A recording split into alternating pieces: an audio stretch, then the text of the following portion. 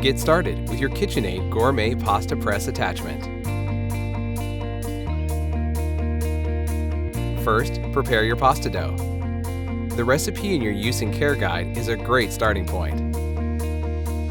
Assemble the pasta press by inserting the auger into the base cross-tab first. Place your desired pasta plate onto the base, making sure the tabs are inserted into the auger. Screw the pasta ring onto the base to secure the pasta plate. Insert the assembled pasta press into the hub of your KitchenAid stand mixer and secure by tightening the hub knob. Turn your stand mixer to the speed best for your pasta plate. For fusilli, use speed 3.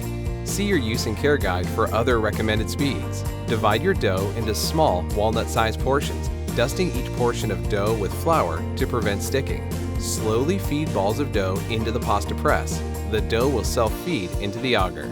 Wait until the auger is visible before adding the next portion. If the dough isn't catching, use the combo tool to push the dough into the auger. As the pasta exits the press, use the cutter to cut the noodles to your desired length. Set each batch of noodles aside and dust with flour so they don't stick together. Your pasta can be cooked immediately or dried in a single layer for later use. To disassemble your pasta press, first remove it from the stand mixer hub. Unscrew the pasta ring by hand or use the combo tool. Remove the pasta plate and insert a new plate. Or if you're finished cooking, use the combo tool hook to pull out the auger.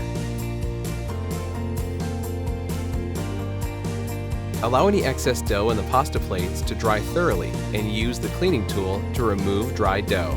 The Gourmet Pasta Press attachment. Fresh, homemade pasta has never been easier. From KitchenAid.